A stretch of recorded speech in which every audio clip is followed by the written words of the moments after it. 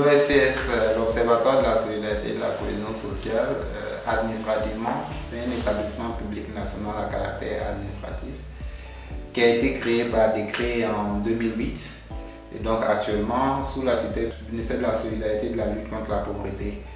Donc au niveau programmatique, donc en termes d'objectifs, l'Observatoire c'est un organe de veille, d'alerte et d'aide à la décision, à la prise de décision en matière de solidarité et de cohésion sociale pour le gouvernement de Côte d'Ivoire. Notre domaine couvre tout ce qui est sécurité humaine, accidents, incendies, effondrement, noyade, intoxication, accidents de circulation, inondations, quoi d'autre, conflits, etc. Tous les faits qui vont engendrer des sinistres de nature à rendre des populations vulnérables, nous allons donc alerter Madame la Ministre pour que l'État puisse donc exprimer sa solidarité.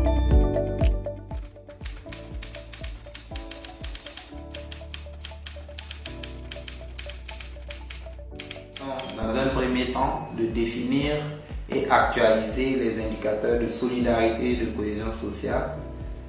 Dans un deuxième temps, d'évaluer l'évolution de la solidarité en tant que valeur sociale en Côte d'Ivoire, d'évaluer donc les actions de renforcement et de promotion de la solidarité et de la cohésion sociale en Côte d'Ivoire, et puis aussi de développer les actions de sauvegarde et de promotion de la solidarité et de la cohésion sociale.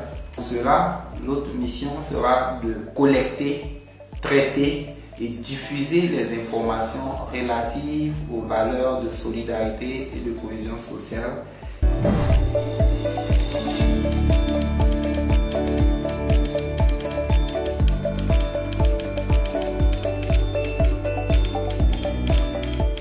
Nous avons un mécanisme qui va donc fonctionner à partir de la direction générale et qui va être en lien de façon permanente avec donc les moniteurs sur le terrain, et ces moniteurs vont collecter les informations sur le terrain de façon quotidienne et les remonter à la base. Ces informations-là sont traitées, archivées et donc traduites en rapport de situation, en rapport d'incident lorsque un incident grave se produit, et un rapport de situation toutes les semaines ou tous les mois ou tous les trimestres ou encore annuellement. Ce sont ça, les rapports de situation qui informent la hiérarchie sur l'évolution de la solidarité et de la cohésion sociale au niveau de la Côte d'Ivoire sur l'ensemble du territoire. Et donc, ce qui va nous amener chaque fois à produire toutes les semaines un rapport hebdomadaire qui est transmis donc à la hiérarchie. Ce mécanisme d'alerte précoce-là nous permet donc effectivement d'alerter Madame la ministre de la Solidarité sur la survenue donc de faits nécessitant l'expression de la solidarité, d'exprimer la solidarité de l'État de façon inclusive sur l'ensemble du territoire, pour ne pas que des faits nécessitant donc l'expression de la solidarité nous échappent.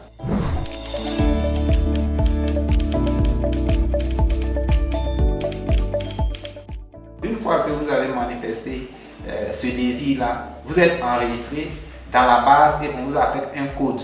De cette façon-là, donc, lorsque vous donnez des informations, nous nous enregistrons et ça vous donne des bonus. On peut être moniteur si on a un minimum de niveau scolaire précis, donc pouvoir s'exprimer en français.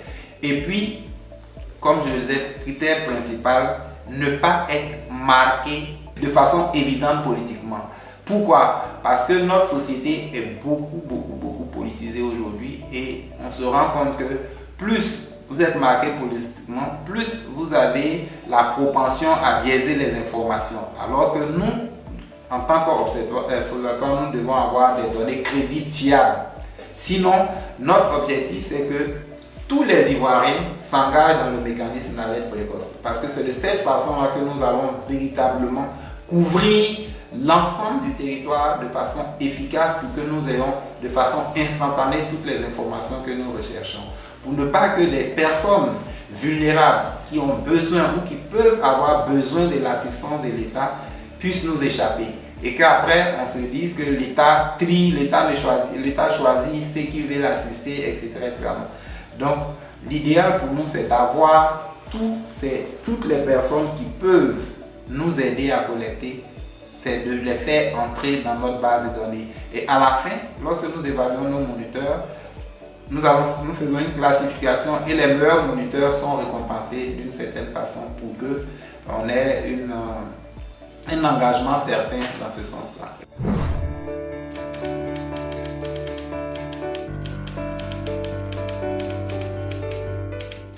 Comment rendre les jugements objectifs qui nous amènent à définir des indicateurs qui sont des instruments de mesure de ces valeurs-là. Donc, pour que nous soyons tous d'accord sur l'appréciation, nous définissons des instruments de mesure et des éléments que nous allons mesurer. Et ce sont ces éléments-là que nous appelons les indicateurs. C'est ceux-là que nous allons suivre, qui vont nous permettre de dire si on a suivi telle chose, tel élément qui a tel niveau, on a suivi tel autre élément s'il a tel niveau. Quand on va agréger les deux ensemble, on sera tous d'accord pour dire que nous sommes à tel niveau de solidarité ou bien à tel niveau de cohésion sociale. Et donc, ces éléments que nous avons suivis, par exemple, le niveau d'expression de la solidarité, la solidarité privée, la solidarité publique, également le niveau, l'indice général de sécurité, ou bien, j'allais dire, le degré de confiance dans les institutions de l'État, ou bien encore le nombre de personnes assistées par la solidarité publique, etc. Tous ces éléments mis ensemble vont nous permettre à la fin de dire la Côte d'Ivoire est aujourd'hui à un indice de solidarité et de cohésion sociale, par exemple pour ce qui était de 2021, était à 52,12, qui signifie que nous sommes à un niveau de solidarité et de cohésion sociale acceptable. Parce que l'échelle, la valeur c'est 1, ou bien si vous voulez encore, c'est 100%.